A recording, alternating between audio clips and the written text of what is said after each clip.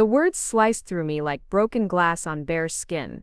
"You'll never be thin enough for him," my sister-in-law Rachel said, her voice dripping with fake concern as she adjusted her size 2 dress in my bathroom mirror. "I mean, look at you, Emma. Really look." Her eyes swept over my reflection with surgical precision, cataloging every imperfection. "Marcus deserves someone who takes care of herself.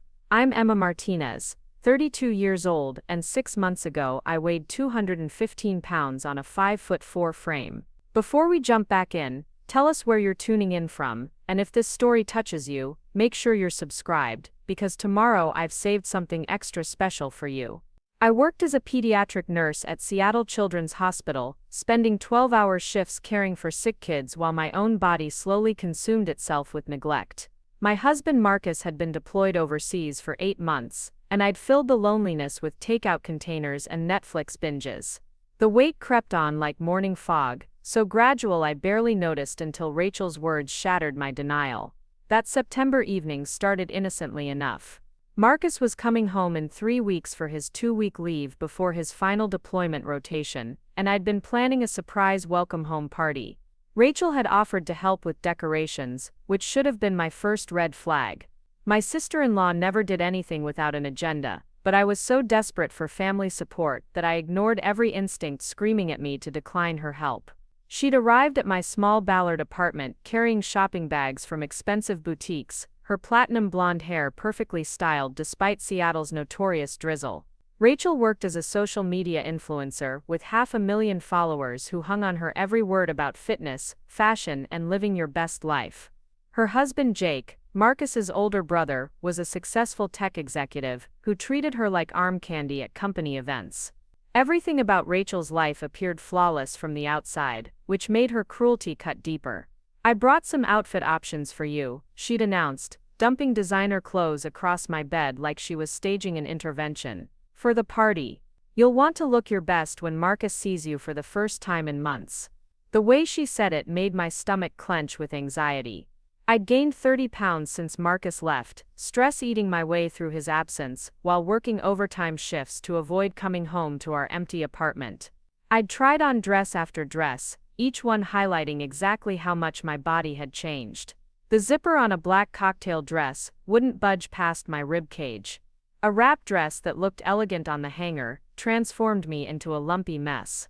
Rachel watched from my bed, occasionally humming in disapproval or sighing dramatically. "Maybe we should try a different approach," she'd finally said, scrolling through her phone. "I know this amazing personal stylist who specializes in challenging body types." The phrase challenging body types hit me like a slap. I'd spent years in nursing school learning about body positivity and health at every size, teaching parents that children come in all shapes and their worth isn't determined by numbers on a scale. Yet here I was, letting Rachel's words poison every positive message I'd ever internalized about self-worth.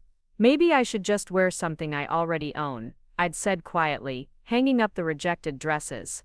My voice sounded small in the suddenly oppressive space of my own bedroom.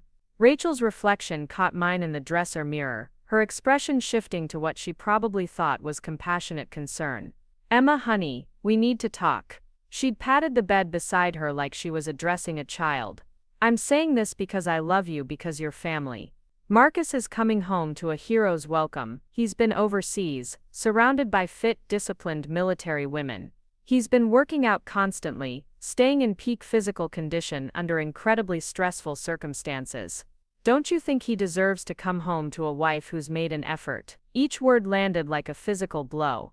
I'd been working 60-hour weeks during a pediatric flu outbreak, coming home exhausted and emotionally drained from holding crying babies and comforting terrified parents. The idea that I wasn't making an effort because I'd gained weight while grieving his absence felt monumentally unfair. But Rachel wasn't finished with her character assassination.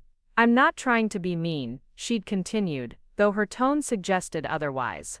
"I'm trying to be realistic. Men are visual creatures. They need to feel attracted to their wives. And right now," she gestured vaguely at my reflection, letting the implication hang in the air like smoke from a house fire. That's when she'd moved to my bathroom mirror, adjusting her own perfect appearance while delivering the final blow. "You'll never be thin enough for him. I mean, look at you, Emma. Really look, Marcus deserves someone who takes care of herself. The bathroom suddenly felt suffocating. My reflection stared back at me, highlighting every pound I'd gained, every way my body had changed during the loneliest 8 months of my life. I saw the exhaustion etched around my eyes from working overtime shifts, the stress acne scattered across my chin, the way my scrubs had gotten progressively tighter, until I'd had to buy new ones in a larger size. For the first time, I saw myself through Marcus's eyes as Rachel imagined them, and I felt utterly worthless. "What are you suggesting?" I'd asked, though I dreaded the answer. Rachel's smile had been sharp as a scalpel, surgical in its precision. "I'm suggesting you get real about your situation. You have 3 weeks to become the wife Marcus fell in love with. The wife he deserves to come home to." She'd pulled out her phone, scrolling through contacts with practiced efficiency. "I know people, personal trainers, nutritionists, medical professionals who specialize in rapid transformation. It won't be easy, and it won't be cheap, but if you're serious about saving your marriage." The phrase "saving your marriage" echoed in my head like an alarm bell. Was my marriage really in jeopardy? Marcus had never said anything about my weight in his letters or video calls. He'd seemed genuinely happy to see my face on screen, telling me I looked beautiful even when I felt anything but. He'd talked about missing my cooking, my laugh, the way I'd curl up against him during movie nights. Had he been lying? Was he secretly disgusted by what I'd become? "I can't afford personal trainers and nutritionists," I'd said, but Rachel had already anticipated that objection.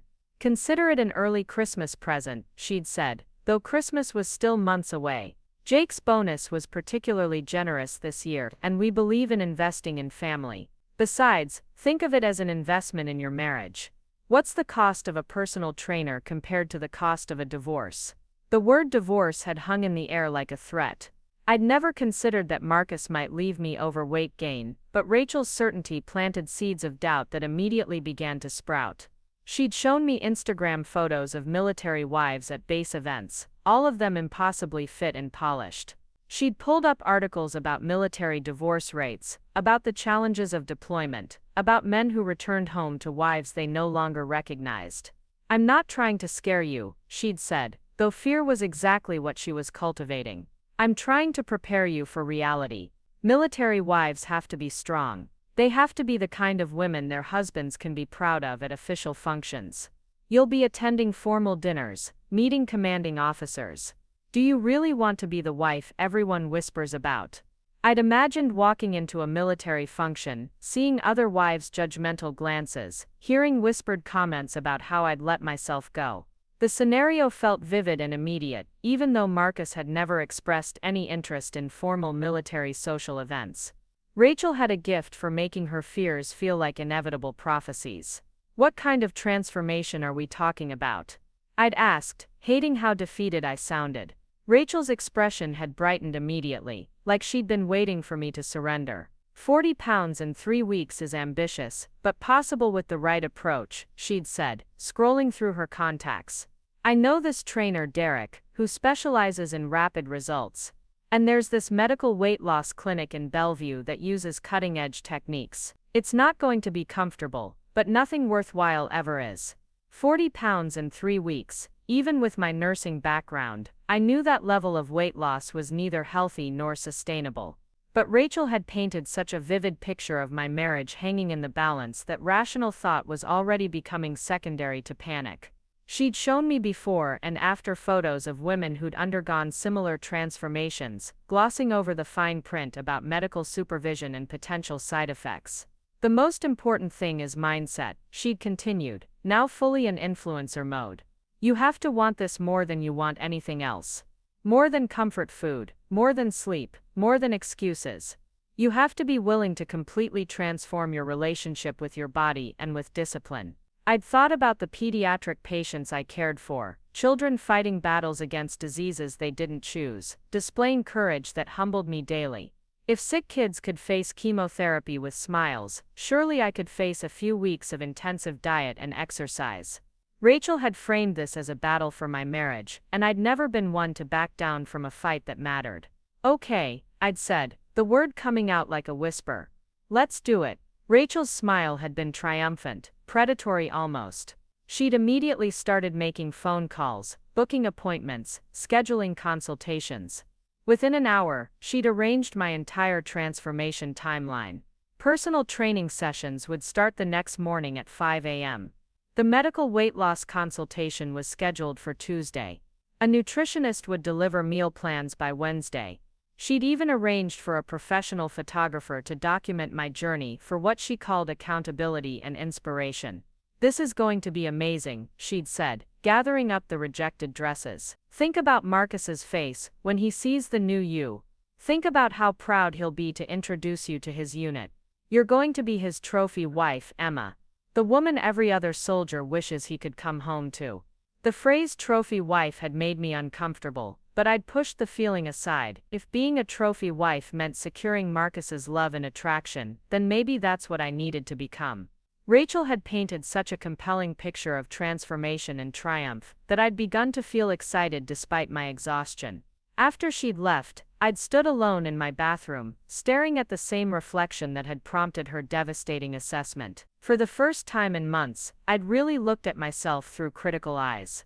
I'd seen the weight gain, yes, but I'd also seen the tired eyes of someone who'd been working herself to exhaustion while missing the most important person in her life. I'd seen the stress lines around my mouth from months of worry about Marcus's safety overseas. I'd seen a woman who'd been surviving rather than thriving, getting through each day rather than embracing life. Maybe Rachel was right. Maybe I had been neglecting myself, using Marcus's absence as an excuse to stop caring about my appearance and health. The reflection looking back at me certainly wasn't the confident, vibrant woman Marcus had married 3 years earlier. That woman had been ambitious, energetic, passionate about her nursing career, and excited about building a life together. When had I become this exhausted, defeated version of myself? I'd pulled out my laptop and started researching rapid weight loss, reading testimonials from women who'd undergone similar transformations. The before and after photos were dramatic and inspiring. Women who'd looked defeated and invisible in their before shots were glowing with confidence in their after photos. Their testimonials spoke of reclaimed self-esteem, renewed passion in their marriages, and lives completely transformed through dedicated effort. Preparing and narrating this story took us a lot of time, so if you are enjoying it, subscribe to our channel. It means a lot to us. Now back to the story. The scientific articles were more sobering, warning about the dangers of rapid weight loss and the importance of sustainable lifestyle changes. But surrounded by Rachel's certainty, and faced with Marcus's imminent return, sustainability felt less important than immediate results. I'd convinced myself that this crash transformation would be a jumpstart to healthier habits, a way to shock my system back into caring about my well-being. That night, I'd cleaned out my refrigerator and pantry with religious fervor, throwing away every processed food, every sugary snack, every comfort item that had helped me cope with loneliness. The garbage bags full of discarded food felt like offerings to some weight loss deity, proof of my commitment to this new path. I'd stocked up on lean proteins, vegetables, and the kind of health foods I'd seen in Rachel's Instagram posts. The next morning at 4:30 a.m., my alarm had felt like a declaration of war against my old life. I dragged myself to the gym where Derek, Rachel's recommended trainer, was waiting with military precision and zero tolerance for weakness. He was exactly what Central Casting would order for an intimidating fitness expert, 6 feet tall, impossibly muscled, with the kind of confidence that came from never doubting his own physical capabilities. "Rachel told me you need dramatic results in minimal time," he'd said, looking me up and down with professional assessment rather than judgment. "That's going to require dramatic commitment. Are you ready to completely reshape your relationship with discomfort?" I'd nodded, though I had no idea what I was agreeing to.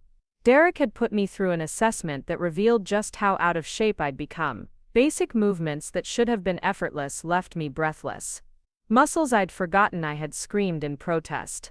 The gap between my current fitness level and my goals felt insurmountable, but Derek had seemed unfazed by the challenge. "Everyone starts somewhere," he'd said, designing a workout routine that looked like it could kill me. "The only question is how badly you want to change your life. Pain is just weakness leaving the body, and you've got a lot of weakness to shed." The first workout had been brutal beyond anything I'd imagined. Derek had pushed me through exercises that left me dizzy and nauseous, my legs shaking with exhaustion, my entire body screaming for mercy. But mixed with the agony was something else, something I hadn't felt in months, a sense of purpose and forward momentum. Every burning muscle was proof that I was actively working toward becoming someone better.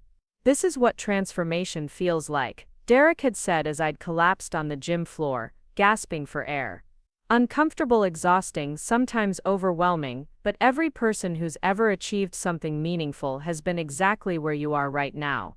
The only difference between success and failure is refusing to quit when everything hurts. I'd thought about Marcus during the worst moments of that workout, imagining his face when he saw me at the airport, picturing his pride as he introduced me to his fellow soldiers. The vision of his approval had pulled me through exercises that my rational mind insisted were impossible. Rachel's words echoed in my memory, providing fuel when my body wanted to surrender. The medical weight loss consultation had been equally intimidating. Dr. Patel, the clinic physician, had explained aggressive pharmaceutical interventions that would suppress my appetite while dramatically increasing my metabolism. The potential side effects list had been lengthy and concerning, but Dr. Patel had assured me that with proper monitoring, the risks were manageable for someone in otherwise good health. "Rapid weight loss isn't typically recommended," she'd said, reviewing my medical history. "But in cases where immediate results are psychologically crucial, we can provide medical supervision for an accelerated program. You'll need weekly check-ins, blood work monitoring, and strict adherence to our protocol." The protocol had involved prescription appetite suppressants that made food seem irrelevant, metabolism boosters that left me jittery and wired, and a meal plan so restrictive it barely qualified as sustenance.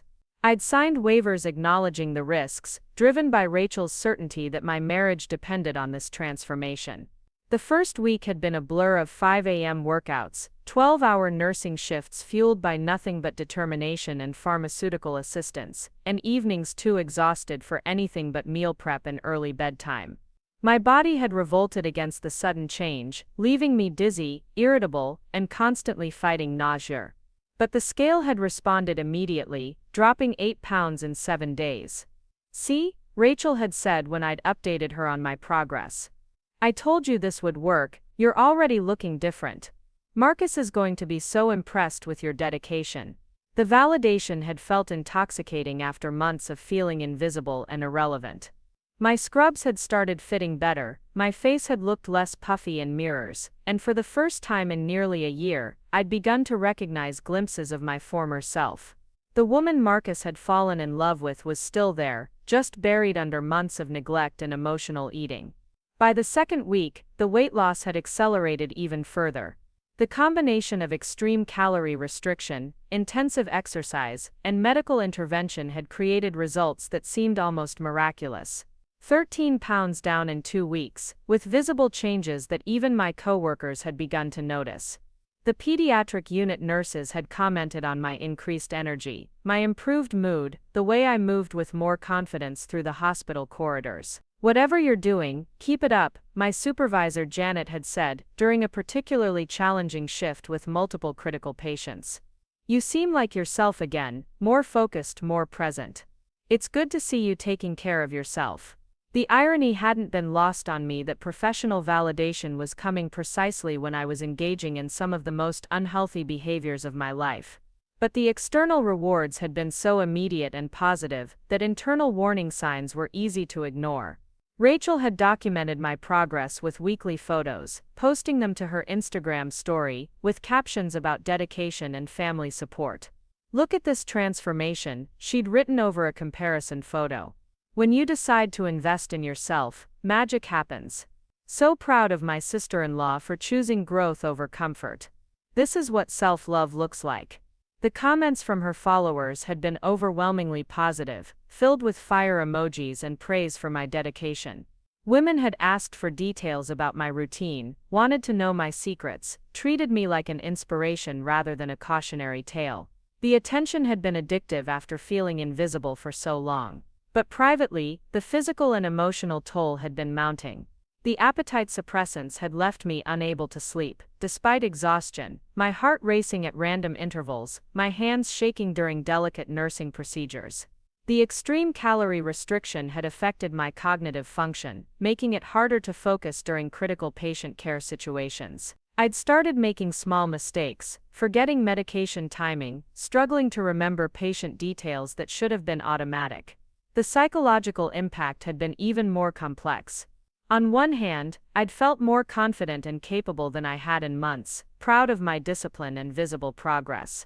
The approaching reunion with Marcus had transformed from anxiety-inducing to genuinely exciting as I'd imagined his reaction to my transformation. Rachel's daily check-ins and encouragement had made me feel supported and valued in ways I'd been craving.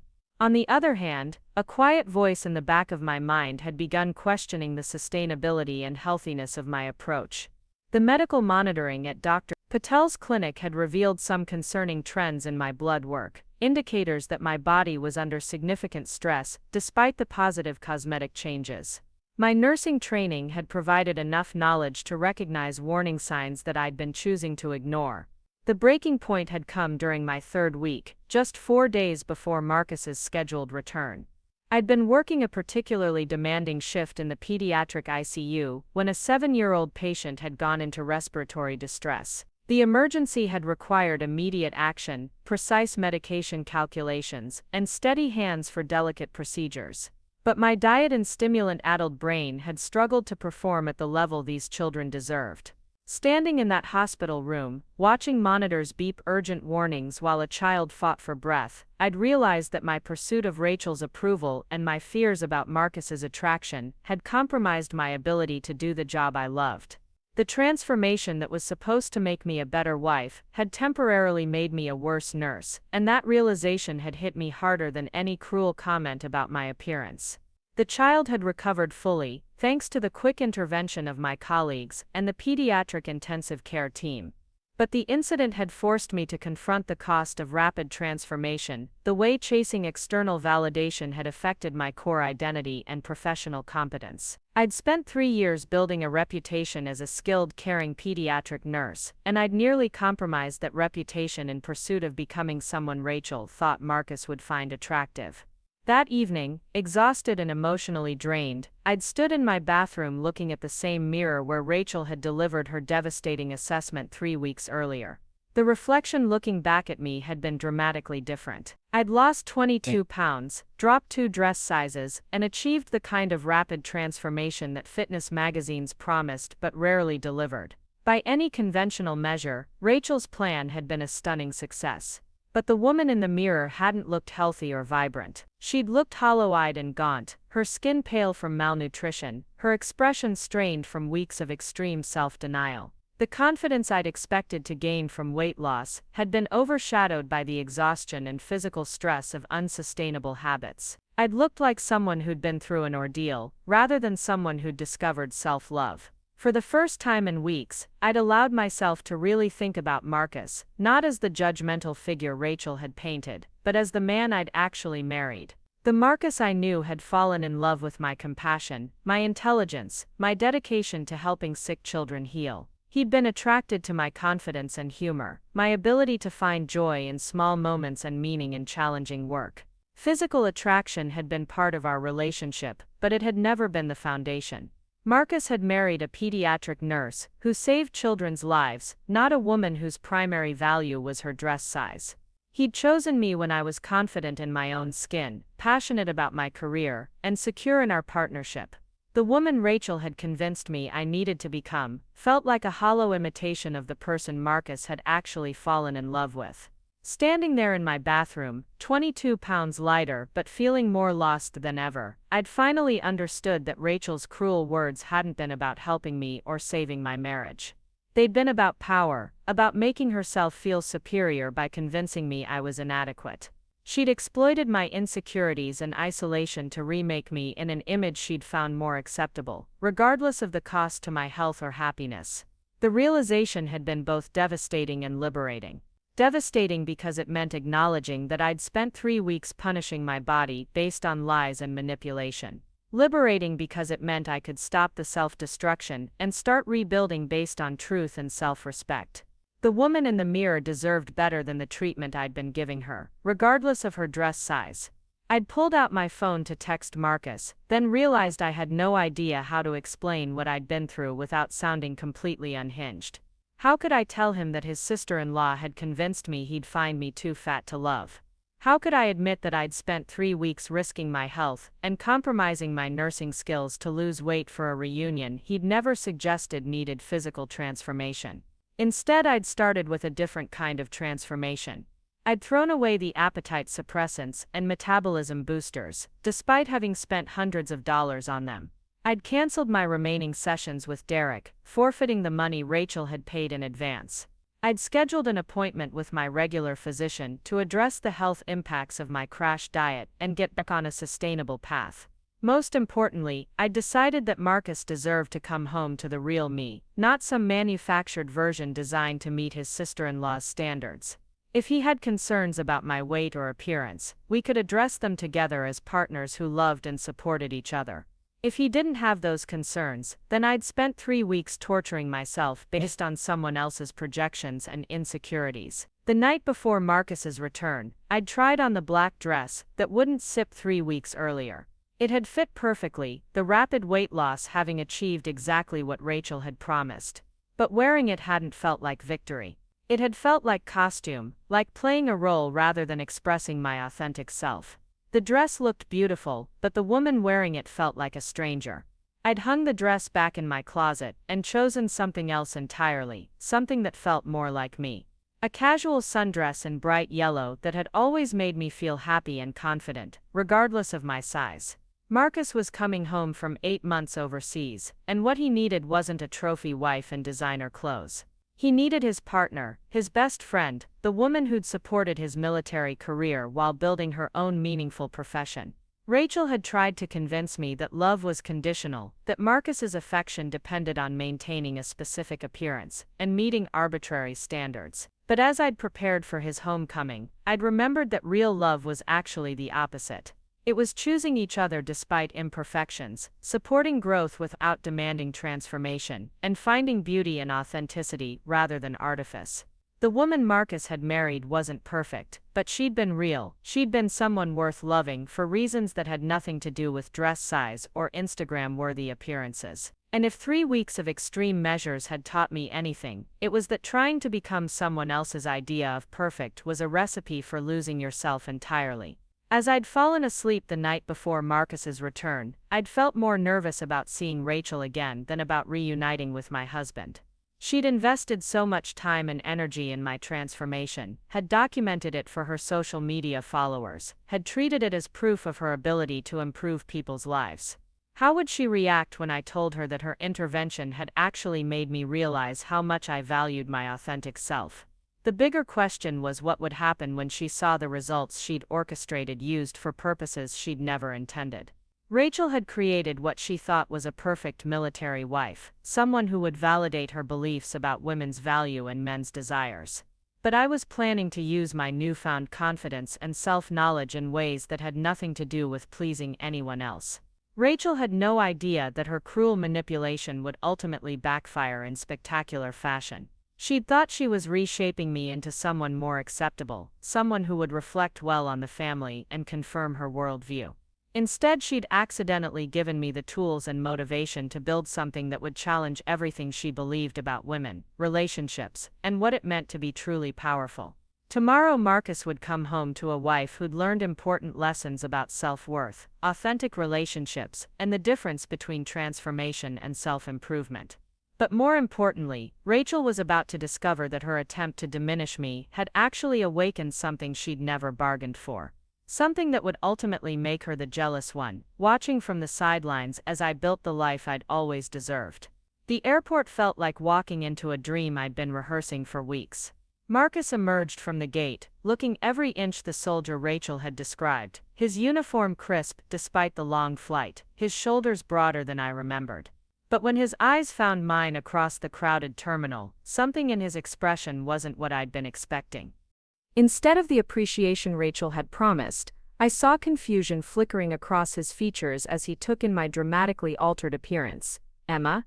His voice carried uncertainty as he approached, his duffel bag slung over one shoulder. Jesus, you look so different. Are you okay? You look. He paused, searching for words while his hands found my face, thumbs tracing the sharp angles where soft curves used to be. You look exhausted, not the reaction I'd been coached to expect. Rachel had painted vivid pictures of his instant attraction, his pride in my transformation, his gratitude for the effort I'd made. Instead, Marcus looked worried, like he was trying to solve a puzzle he didn't understand. His fingers lingered on my collarbones, now prominently visible beneath my yellow sundress. I wanted to surprise you, I said, my voice smaller than intended. The confidence I'd been building for this moment evaporated under his concerned scrutiny.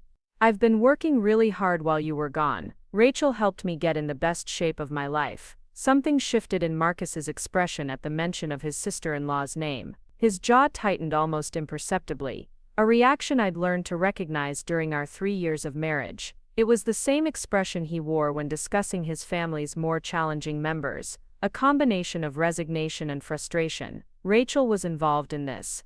He gestured vaguely at my transformed appearance, though his tone suggested involvement wasn't necessarily a positive thing. What exactly did she help you with? I'd rehearsed this conversation dozens of times, imagining his delight as I described my dedication and discipline. But faced with his actual reaction, the words felt hollow and rehearsed. How could I explain Rachel's devastating assessment without admitting I'd believed her? How could I describe the extreme measures without sounding like I'd lost my mind? She just encouraged me to get healthier, I said, the lie tasting bitter even as I spoke it. She thought you'd appreciate coming home to someone who'd taken better care of herself while you were gone. Marcus set down his duffel bag and pulled me into his arms, but instead of the passionate reunion I'd imagined, his embrace felt careful, protective, like he was holding something fragile that might break under too much pressure. His hands traced my spine, and I could feel him cataloging the changes, the way my ribs were now clearly defined beneath his palms. I've been thinking about coming home to you for 8 months, he said quietly, his breath warm against my ear. Not some improved version of you, just you, the woman who sends me care packages full of terrible jokes and pictures of the kids in your unit. The woman who works double shifts because she can't stand to see children suffer. I fell in love with your heart, not your dress size. His words should have been comforting, but they felt like indictment instead. If Marcus truly didn't care about my weight, then what had I put myself through? Why had I risked my health and compromised my nursing abilities for a reunion he'd never requested? The answers pointed uncomfortably toward Rachel's manipulation and my own insecurities, neither of which I was ready to examine closely. The drive home was quieter than either of us had expected. Marcus kept stealing glances at me, his brow furrowed with concern he was trying to hide. I could feel him processing the changes, not just physical but emotional. The woman sitting beside him wasn't quite the person he'd left 8 months ago, and we both sensed the distance without knowing how to bridge it. Tell me about work, he said, finally switching to safer ground. How are the kids? Is little Sophie still in the cardiac unit? Medical talk usually animated me, stories of pediatric recoveries and breakthrough treatments flowing easily between us. But as I tried to share recent cases, I realized how much my extreme diet had affected my professional performance. The details felt fuzzy, my usual sharp recall clouded by weeks of malnutrition and pharmaceutical interference. Things have been busy, I said vaguely, unwilling to admit that I'd nearly compromised patient care in pursuit of his imagined approval. The flu season was brutal this year, lost a lot of weight from stress and overwork. Another lie, but one that felt safer than the truth. Marcus nodded sympathetically, his hand finding mine across the center console. His touch was warm and familiar, reminding me why I'd missed him so desperately, that I'd been vulnerable to Rachel's poison in the first place. Our apartment felt like a museum of my former life when we walked through the door. Everything was exactly as Marcus had left it, except for the empty refrigerator and bare pantry shelves that spoke to my recent extreme measures. Marcus opened the fridge and stared at the sparse contents, his confusion deepening. "Where's all your food?" he asked, though his tone suggested he already suspected the answer.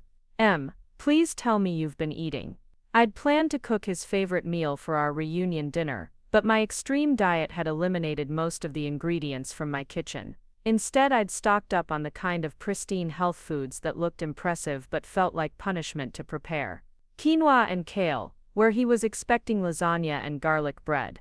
I've been eating differently, I said, opening cabinets to reveal rows of supplements and protein powders. Cleaner, more disciplined. Rachel connected me with this amazing nutritionist who completely revolutionized my relationship with food.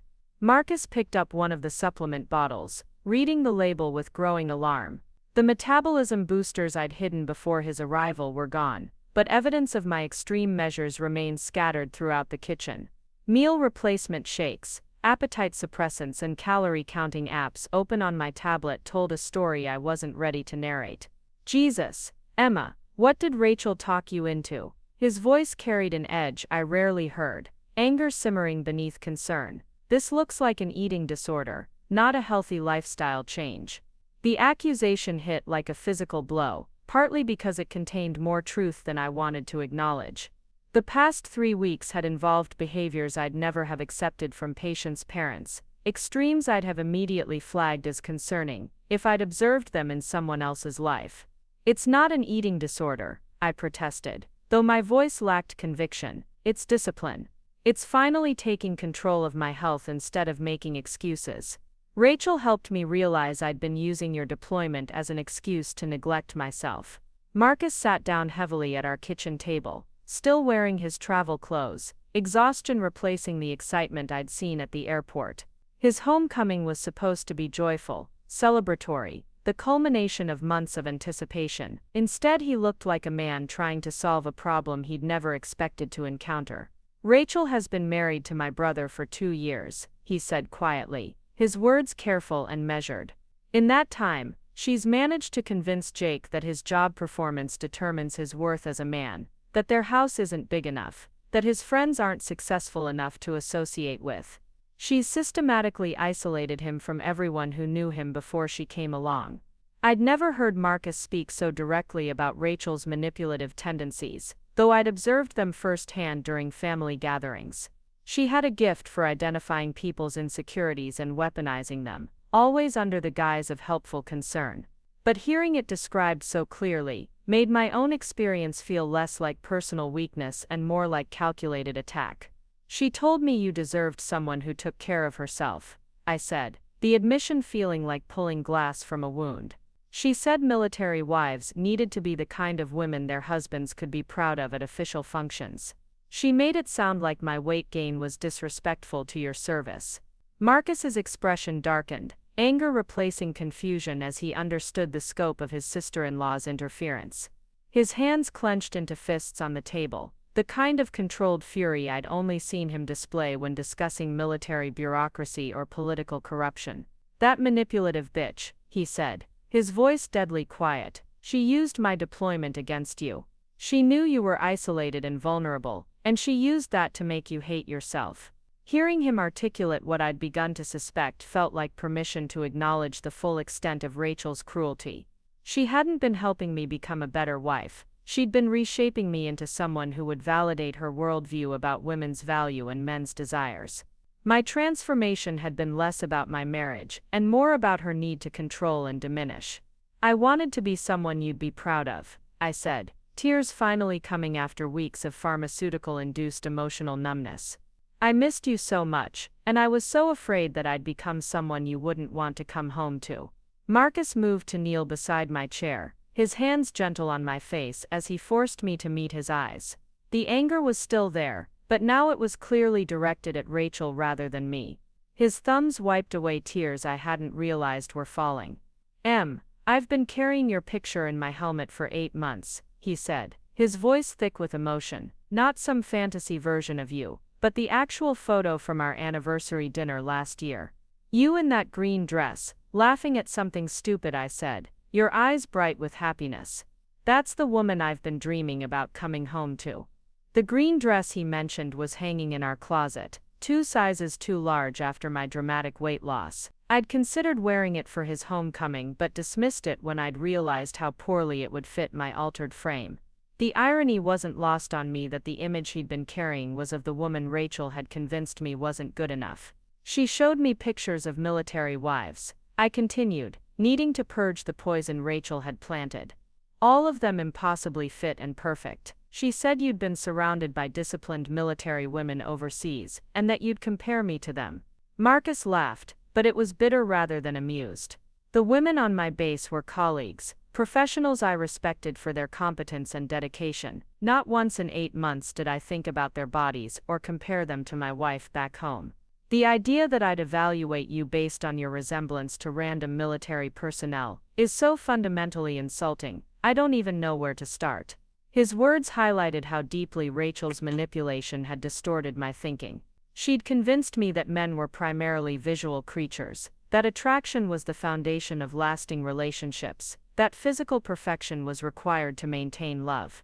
But Marcus was describing something entirely different, a partnership based on respect, compatibility, and emotional connection. I've been so stupid, I said, the full weight of my choices settling over me like lead. I risked my health, compromised my work performance, and spent 3 weeks torturing myself, based on lies someone told me about my own marriage. Marcus pulled me into his lap, holding me close while I cried for the first time since beginning my transformation. The tears felt like dam breaking, releasing weeks of suppressed emotion and pharmaceutical-induced numbness. His embrace was warm and solid, reminding me of security I'd been desperately seeking through external validation. "You're not stupid," he said firmly. "You were isolated and missing me, and someone you trusted used that against you. Rachel is a master manipulator, who's been practicing on my family for years. The fact that she managed to get to you doesn't make you weak. It makes her incredibly skilled at psychological warfare." The military metaphor felt appropriate. Rachel's attack had been strategic, targeted, and devastatingly effective. She'd identified my vulnerabilities, isolated me from support systems, and systematically dismantled my self-worth before offering her solution. It was psychological warfare disguised as family concern. "What do I do now?" I asked, feeling lost in my own life. The extreme routine that had structured my past 3 weeks was clearly unsustainable, but I had no idea how to transition back to normal eating and exercise patterns. The woman in the mirror was still 22 pounds lighter, but the method of achieving that loss had been so damaging that the results felt tainted. "Now we fix this together," Marcus said, his voice carrying the kind of determination I'd fallen in love with. "We get you back to healthy eating, we rebuild your strength properly, and we make sure Rachel never has the opportunity to poison your mind again." The phrase "fix this together" felt like a lifeline. For 3 weeks, I'd been struggling alone with an impossible standard, trying to transform myself into someone else's idea of perfection. The prospect of working with Marcus towards sustainable health and happiness felt revolutionary after weeks of punitive self-improvement. She documented everything, I admitted, feeling sick at the memory. Rachel posted progress photos to her Instagram, wrote captions about family support and self-love. She treated my transformation like content for her brand. Marcus's expression hardened again, the soldier in him recognizing a tactical advantage. "Show me." I pulled up Rachel's Instagram on my phone, scrolling through the posts from the past 3 weeks. The content was even more exploitative than I'd remembered, my journey reduced to motivational quotes and before and after comparisons. Rachel had positioned herself as the wise mentor, taking credit for my discipline while glossing over the unhealthy methods that had achieved the results. "Look at this transformation," Marcus read from one of her captions. "When you decide to invest in yourself, magic happens. So proud of my sister-in-law for choosing growth over comfort." He looked up from the phone, his eyes blazing with fury. "She's literally using your pain as content for her influencer brand." The violation felt fresh and raw, seeing my private struggle repackaged as inspiration porn for Rachel's followers. She'd taken the most vulnerable period of my life and turned it into performance, complete with staged photos and motivational messaging that bore no resemblance to my actual experience. "Her followers think she saved my marriage," I said, scrolling through the comments filled with praise for Rachel's guidance and my dedication. "They're asking for details about my routine, wanting to know my secrets. She's built an entire narrative around being the family member who cared enough to intervene." Marcus was quiet for a long moment, studying the posts with the kind of tactical assessment I'd seen him apply to military problems. When he finally spoke, His voice was calm and measured, which somehow felt more threatening than his earlier anger. Rachel has made a critical error, he said, his tone carrying implications I didn't fully understand. She's documented her manipulation in public, created evidence of her psychological warfare, and positioned herself as the architect of your transformation. She thinks she's won, but she's actually given us everything we need to turn this around. I didn't understand what he meant, but something in his expression reminded me of the strategic mind that had earned him rapid promotions in military intelligence. Marcus wasn't just angry about Rachel's behavior, he was already planning a response that would neutralize her ability to harm our family in the future. "What are you thinking?" I asked, though part of me wasn't sure I wanted to know. Military strategy applied to family dynamics felt like it could escalate quickly beyond anything I was prepared to handle. "I'm thinking Rachel has gotten very comfortable operating without consequences," he said, scrolling through more of her posts. "She's convinced herself that she can manipulate family members for her own entertainment and profit. It's time she learned that actions have repercussions." The next few days blurred together as Marcus helped me transition away from the extreme measures that had dominated my life for 3 weeks. He'd taken leave to ease back into civilian life, but instead found himself nursing me through what amounted to withdrawal from an unsustainable lifestyle. My body rebelled against normal food after weeks of restriction, my metabolism confused by the sudden availability of adequate calories. The pharmaceutical interventions had left me with persistent insomnia and anxiety, side effects that Dr. Patel had warned were possible but temporary. Marcus held my hair back during episodes of nausea, brought me electrolyte drinks when I couldn't keep food down, and never once suggested that I'd brought this suffering on myself. "This is what recovery looks like," he said, during a particularly difficult evening when I'd been unable to eat anything substantial for 2 days. "Your body is remembering how to function normally after being in crisis mode. It's going to take time, but we'll get through it." His patience felt like a revelation after weeks of pushing my body beyond its limits. Rachel's transformation had been about conquering my physical form, forcing it into submission through willpower and chemical intervention. Marcus's approach was about partnership, working with my body's natural healing processes rather than against them. Meanwhile, Rachel's social media presence continued celebrating my transformation, completely oblivious to the medical crisis her intervention had created. She posted throwback photos comparing my before and after appearance, writing captions about the power of family support and tough love. The disconnect between her narrative and my reality felt surreal.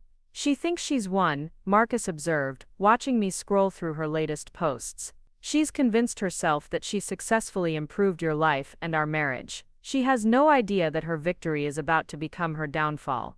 I was beginning to understand that Marcus had been planning something since his first night home, something more comprehensive than simply cutting Rachel out of our lives.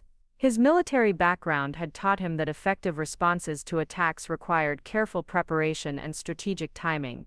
"What exactly are you planning?" I asked, though his smile suggested I might not get a complete answer. "I'm planning to give Rachel exactly what she's been asking for," he said cryptically. "She wants to be the family member who transforms people's lives through tough love and intervention. She wants credit for dramatic changes and public recognition for her guidance. I'm going to make sure she gets everything she's earned." The tone in his voice suggested that Rachel's public celebration of my transformation was premature. She'd documented her manipulation so thoroughly, taken so much credit for the results, that she'd created a paper trail of her own cruelty. Marcus was studying that evidence like a general preparing for war. "She made one critical mistake," he continued, his finger tracing through her Instagram posts. "She assumed that her version of events would be the only one that mattered. She never considered that her victim might recover, might recognize the manipulation, and might decide to share the real story." I was beginning to realize that Rachel's attempt to diminish me had accidentally created something she'd never anticipated. Her documented manipulation, combined with my medical crisis and Marcus's strategic mind, was forming the foundation for consequences she'd never seen coming. The transformation she'd orchestrated was about to transform her own life in ways she'd never imagined. But first I needed to finish recovering from the damage her intervention had caused. My body was slowly returning to normal function, my mind clearing as the pharmaceutical fog lifted, and my sense of self beginning to reassemble after weeks of systematic destruction. The woman emerging from Rachel's transformation was stronger and wiser than the one who'd been broken down by her cruelty. Rachel had tried to remake me in an image she found acceptable, but she'd accidentally given me something far more valuable. She'd shown me exactly how manipulation worked, how insecurities could be weaponized, and how important it was to trust my own instincts over other people's projections. The lessons learned from her attack would serve me well in what Marcus was already calling the counteroffensive. As I slowly healed from the physical and emotional damage of my extreme transformation, I began to understand that Rachel's cruelty had been both an ending and a beginning. It had ended my willingness to accept toxic behavior from family members, but it had also begun a journey toward authentic self-advocacy that would ultimately make her the jealous one.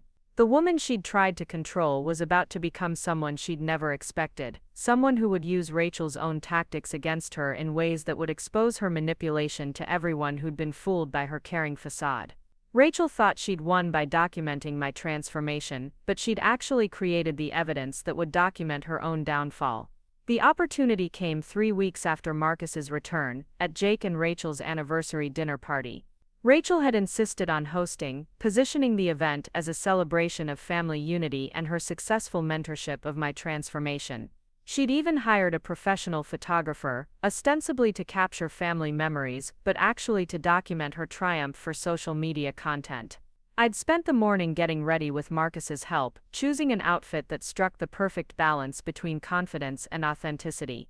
Not the designer pieces Rachel had pushed on me, but a beautiful burgundy dress that made me feel like myself again. My weight had stabilized at a healthy middle ground, neither the extremes of my pre-transformation body nor the gaunt figure Rachel had created. "Remember the plan," Marcus said as we drove to their Bellevue mansion, his hand steady on mine. "Let her perform, let her take credit. Give her exactly enough rope." The plan was elegant in its simplicity. Rachel had built her entire narrative around being the wise family member who'd saved my marriage through tough love. Tonight she'd have the perfect audience to showcase her success story. What she didn't know was that Marcus had been quietly gathering allies, sharing the real story with carefully chosen family members who'd witnessed Rachel's manipulative patterns over the years. Jake greeted us at the door, looking genuinely happy to see his brother but noticeably tense around his wife. The past few weeks had been revealing for their marriage too. Marcus had shared some uncomfortable truths about Rachel's documented manipulation, and Jake was beginning to recognize patterns he'd been ignoring for years. "Emma, you look incredible," Jake said, his compliment feeling genuine rather than performative. "Healthy and happy, that's what matters." Rachel appeared behind him in a glittering cocktail dress that probably cost more than my monthly nursing salary, her smile bright and predatory as she assessed my appearance. I could see her calculating the visual impact, planning the photos she'd post, already crafting captions about her successful intervention. "My beautiful sister-in-law," she said, embracing me with theatrical warmth for the photographer who was already capturing our reunion. "Look at this transformation. I told you that with the right guidance, anything was possible." The other guests began arriving shortly after, a carefully curated mix of Jake's colleagues, Rachel's influencer friends, and select family members. Rachel had positioned herself as the hostess who'd orchestrated not just the party, but my entire life improvement, greeting each guest with updates on her successful mentorship project. "You have to see Emma's before and after photos," she told Jake's boss, pulling out her phone to display the comparison images she'd posted throughout my transformation. Sometimes family members need honest feedback to reach their potential. It wasn't easy, but I knew she could do it with the right support system. I watched her perform, marveling at how effortlessly she'd rewritten history to position herself as the hero of my story. In her version, I'd been grateful for her intervention, eager for her guidance, and ultimately transformed through her wisdom and tough love. The reality of manipulation, medical intervention, and psychological warfare had been airbrushed into a feel-good narrative about family support. Marcus mingled nearby, charming Jake's colleagues while subtly sharing carefully chosen details about military life and family dynamics. I could see him planting seeds, making observations that would become significant later in the evening. His approach was surgical, precise strikes, rather than obvious attacks. "Emma's transformation has been remarkable," I heard him tell Jake's business partner. "Though I have to admit, I was surprised when I came home to find she'd lost so much weight so quickly. As her husband, I would have preferred she'd consulted with medical professionals before attempting such an extreme program." The comment was factual and measured, but it introduced doubt into Rachel's narrative without direct accusation. Marcus continued circulating, each conversation adding another layer to an alternative story that contradicted Rachel's triumphant version of events. Meanwhile, Rachel was in full performance mode, gathering guests around the professionally lit dining table to share the story of my transformation. She'd prepared talking points like a presentation, complete with before and after photos displayed on her tablet. When Marcus left for deployment, Emma struggled with emotional eating and self-care, she announced to the assembled audience. As family, we had a choice: enable her decline, or provide the tough love she needed to rediscover her potential. I listened to her describe my decline as if I'd been addicted to drugs rather than working overtime shifts while missing my deployed husband. She painted my weight gain as moral failure rather than natural response to stress and separation. Every word reinforced her narrative while erasing my actual experience.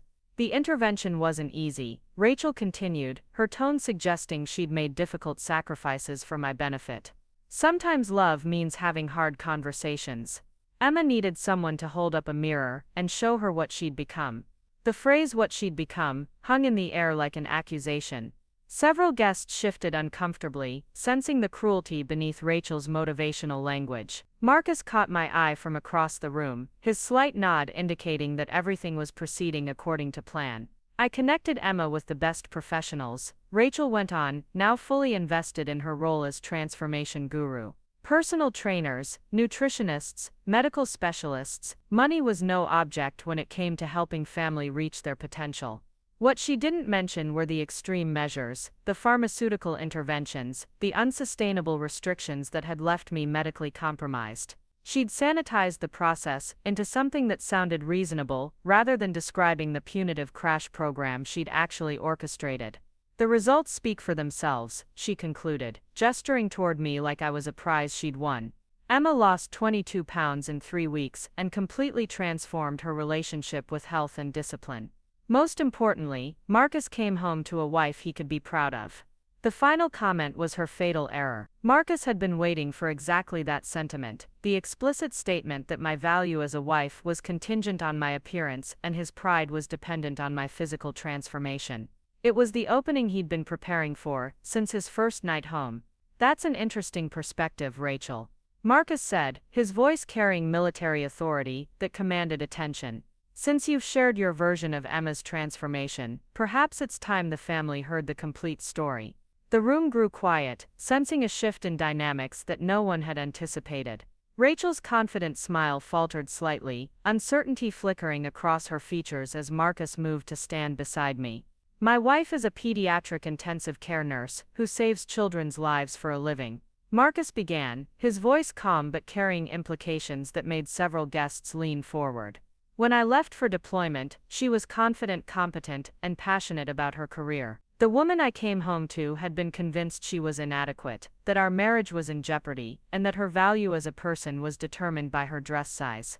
Rachel's face began to pale as Marcus continued, his tone never rising but becoming increasingly pointed. The guests were now completely focused, realizing they were witnessing something more significant than family drama. "Emma didn't need transformation," Marcus said, his hand finding mine. "She needed support while her husband was overseas. Instead, she received psychological manipulation, designed to destroy her self-worth and rebuild her according to someone else's standards." I could see Rachel calculating her response, trying to find a way to reframe Marcus's words into her existing narrative. But Marcus had chosen his moment perfectly, with an audience full of witnesses and Rachel already on record claiming credit for my transformation. The medical professionals Rachel mentioned prescribed pharmaceutical interventions that left my wife unable to perform her nursing duties safely. Marcus continued, his voice carrying the authority of someone presenting evidence. "She lost 22 pounds in 3 weeks through methods that compromised her health and professional competence." Jake's business colleagues were now looking at Rachel with open concern rather than admiration. The transformation story that had seemed inspirational minutes earlier was being reframed as something much darker and more troubling. "But the most telling aspect of this situation," Marcus said, pulling out his phone, "is how thoroughly Rachel documented her manipulation for social media content." He began reading from Rachel's Instagram posts, her own words now serving as evidence against her. The motivational captions about tough love and family intervention took on sinister undertones when presented as documentation of psychological warfare rather than inspirational content. Quote, "Sometimes family members need honest feedback to reach their potential," Marcus read. This was posted alongside before and after photos of my wife, without her consent, during a period when she was medically compromised by extreme dietary restrictions.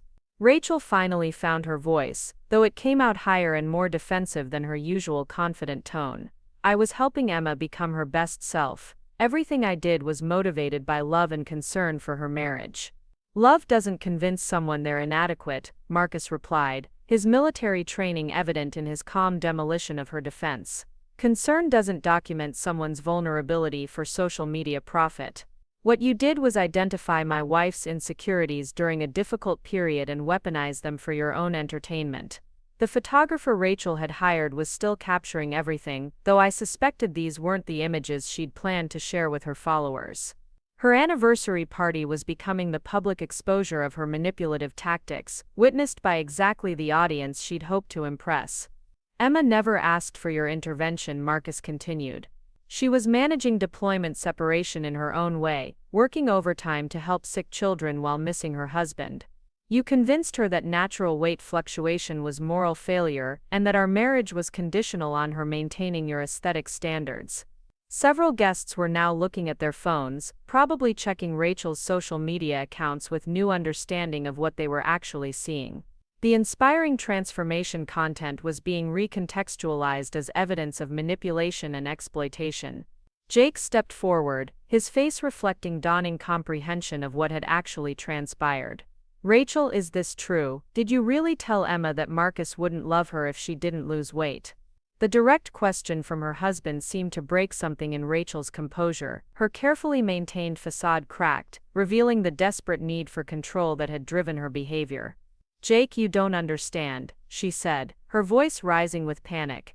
"Emma was letting herself go. She was embarrassing the family. Military wives have standards to maintain." "According to who?" Marcus demanded, his calm finally giving way to controlled anger. "Who appointed you the judge of military wives? Who gave you permission to decide that my wife needed improvement?" Rachel's response revealed the depth of her delusion about her own authority within the family. She'd convinced herself that her influence and social media success gave her the right to reshape other people's lives according to her standards. "I have 500,000 followers who look to me for guidance," she said, as if her Instagram metrics provided moral authority. "I know what works, what people respond to, what transformation looks like." Emma needed someone strong enough to tell her the truth. The room erupted in uncomfortable murmurs as Rachel essentially admitted that she'd treated my life as content for her personal brand. Her defense revealed that my transformation had been less about helping me and more about proving her own expertise to her social media audience. "So my wife's medical crisis was content for your Instagram?" Marcus asked, his voice dangerously quiet. "Her psychological manipulation was material for your motivational posts." Rachel realized too late that she'd exposed herself completely. In trying to defend her actions, she'd admitted to exactly the behavior Marcus had been describing. The guests were now looking at her with obvious disgust rather than admiration. "That's not what I meant," she backtracked desperately. "I genuinely wanted to help Emma. The social media posts were just sharing our family's success story." "Success?" I finally spoke, my voice carrying 3 weeks of suppressed anger and recovered strength. "You call compromising my ability to care for sick children success. You call pharmaceutical interventions that left me medically unstable success." The room was completely silent now, everyone focused on the confrontation that had replaced Rachel's planned celebration. Her anniversary party had become the public exposure of her cruelty, witnessed by exactly the people whose opinions she valued most. "Rachel," Jake said quietly, his voice heavy with disappointment, "what have you done?" The question from her husband seemed to complete Rachel's psychological collapse. She'd built her entire identity around being the successful influencer who improved other people's lives through wise guidance. Having that identity exposed as manipulation and exploitation left her with nothing to fall back on. "I helped her," Rachel insisted, but her voice was now shrill and desperate rather than confident. Look at the results. Emma lost the weight. Marcus came home to a beautiful wife. The transformation worked. The transformation nearly killed her, Marcus said flatly. She couldn't keep food down for a week after I came home. She's still recovering from the medical interventions you convinced her were necessary. I could see Rachel's mind racing, trying to find some way to salvage her reputation and reframe the situation.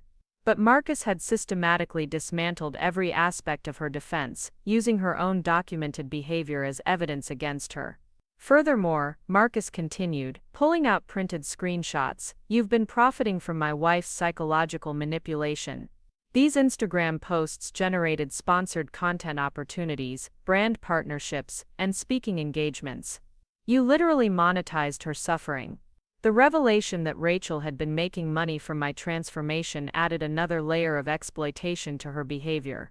What she'd presented as family support was revealed as calculated content creation designed to enhance her personal brand and generate income. Jake looked like he was seeing his wife clearly for the first time, recognizing patterns of behavior he'd been making excuses for throughout their marriage. "How many other people have you done this to?" he asked, quietly. The question hung in the air unanswered, but several guests were now exchanging meaningful glances that suggested Jake's question had hit uncomfortably close to home. Rachel's manipulative behavior wasn't limited to my situation. It was apparently a pattern that others had also experienced. "This ends now," Marcus announced, his voice carrying military authority that brooked no argument. "You will remove every post about Emma's transformation from your social media accounts. You will contact every brand partner who benefited from content featuring my wife and explain that the material was created without proper consent." Rachel's face went white as she realized the full scope of consequences Marcus was demanding. Her entire recent social media strategy had been built around my transformation story. Removing that content would create a significant gap in her portfolio and potentially damage her influencer credibility. "You can't make me do that," she said, though her voice lacked conviction. "Those posts are my content. My followers love that story." "Your followers love a lie," I said, finding my voice and my strength. "They love a fictional narrative about family support and healthy transformation. They don't know about the medical interventions, the pharmaceutical abuse, or the psychological manipulation. Would they still love the story if they knew the truth?" The threat was implicit but clear. If Rachel didn't voluntarily remove the exploitative content, we were prepared to share the real story with her followers and let them decide whether her methods aligned with their values.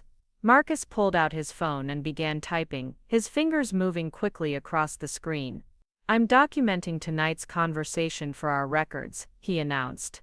Rachel's admission that she monetized my wife's psychological manipulation, her defense of medically dangerous interventions, and her explicit statement that military wives must maintain aesthetic standards. The realization that her own words were being recorded seemed to break Rachel's remaining resistance. She understood that any further attempts to defend her behavior would only create more evidence of her manipulation and exploitation. "Fine," she said, her voice defeated, "I'll remove the posts." "But I was genuinely trying to help." "No," Marcus said firmly, "you were trying to control. There's a difference between help and manipulation, between support and exploitation. Emma didn't need your version of help." The party began breaking up shortly after, guests making awkward excuses and quick exits. Several of Jake's colleagues approached me privately to express their concern and support, making it clear that Rachel's reputation and their social circle had been permanently damaged. As we prepared to leave, Jake pulled Marcus aside for a private conversation. I couldn't hear their words, but I could see Jake's expression shifting from embarrassment to determination. It was clear that Rachel's public exposure had finally given him permission to address problems in his own marriage that he'd been ignoring. "This isn't over," Rachel hissed as we gathered our coats, her mask finally completely removed. "You think you've won, but I have resources you can't imagine. I have influence, connections, lawyers if necessary. And I have documentation of medical malpractice, psychological abuse, and exploitation of vulnerable family members," Marcus replied calmly. "I also have a platform of my own, should I choose to use it." The threat was subtle but effective. Marcus's military service had given him credibility and connections that could amplify our story far beyond Rachel's social media influence.